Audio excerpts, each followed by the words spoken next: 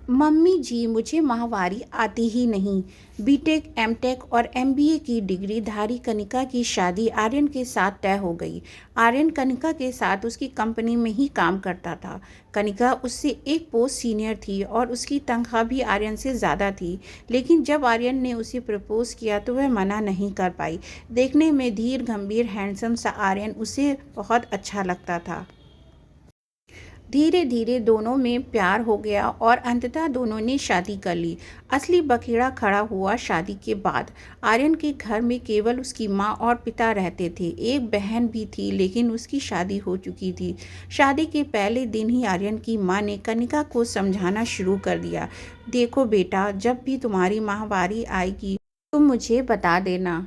हमारे यहाँ माहवारी में औरतों का चेहरा नहीं देखा जाता। जितने भी दिन तुम्हें माहवारी रहेगी तुम्हें अलग कमरे में अलग बिस्तर पर सोना होगा। वहीं पर तुम्हें तुम्हारा खाना दे दिया जाएगा। कनिका द्वारा इसका कारण पूछने पर उसकी सास ने समझाया, माहवारी में औरतें अशुद्ध हो जाती हैं, इसलिए उनकी छाया भी लगने से पुरुष को पाप पड़ता है।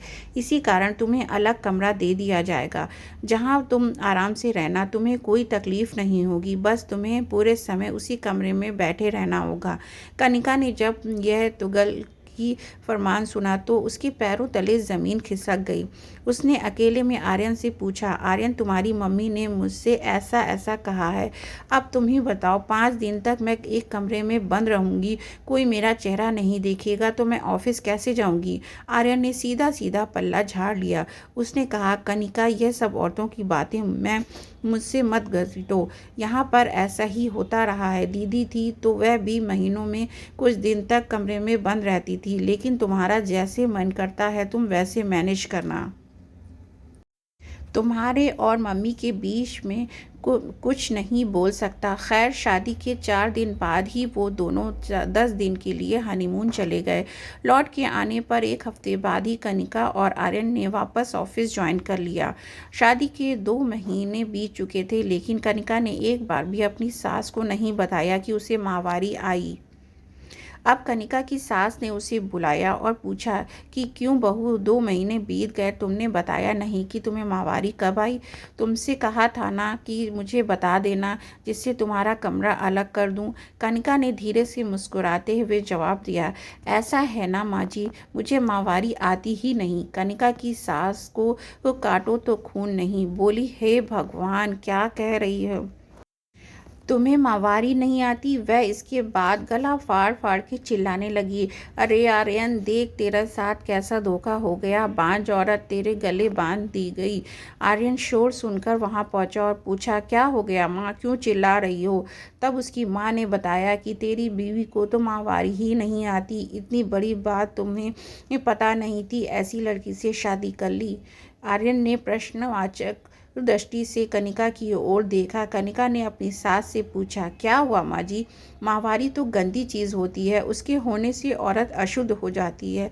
तो यह तो अच्छी बात है ना कि मुझे माहवारी नहीं आती, मैं एकदम शुद्ध हूँ। मुझसे ज़्यादा शुद्ध लड़की आपको और कहाँ मिलेगी?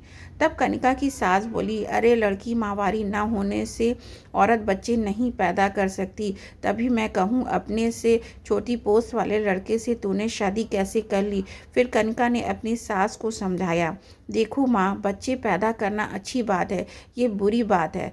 तो उसकी सास ने कहा, यह भी कोई पूछने वाली बात है? हर औरत माँ बनना चाहती है। तो फिर कनिका ने पूछा, अगर माहवारी बच्चे पैदा करने से मदद करती है तो उसके होने से औरत अशुद्ध कैसे हो गई? आगे कनिका ने अपनी सास को समझाते हुए कहा, माँ, मुझे भी माहवारी आती है, लेकिन मैं इस बात को नहीं मानती कि इससे मैं अशुद्ध हो जाती हूँ।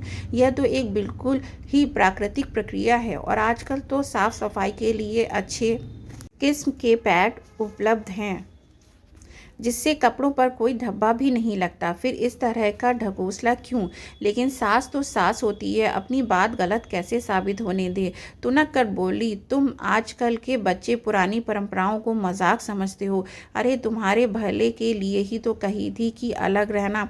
तुमको 5 दिन आराम रहता, कोई काम ना करना पड़ता। हमारे पुरखों के नियम बनाए हैं तो कुछ सोच समझ कर ही तो बनाए हैं। कनिका ने उत्तर दिया, माँ सोने के पिंजरे में रख कर चिड़िया को बासमती चावल का दाना डालोगी तो भी वह खुश नहीं रहेगी। पीरियड में मुझे भी दर्द होता है, जब ज़रूरत होती है तो आराम कर लेती हूँ, लेकिन यह कहाँ की बात है कि मुझे ज़बरदस्ती एक कमरे में बंद कर दिया जाए और कहा जाए कि आराम करना ही है।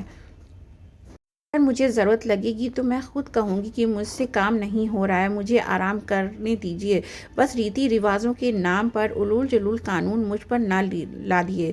अब कनिका की सास ने अपना आखिर पैतरा चला और आर्यन की ओर आंखों में आंसू भर के बोली, देख ले बेटा, ये कल की छोकरी मेरे साथ कैसे कैसे मजाक कर रही है।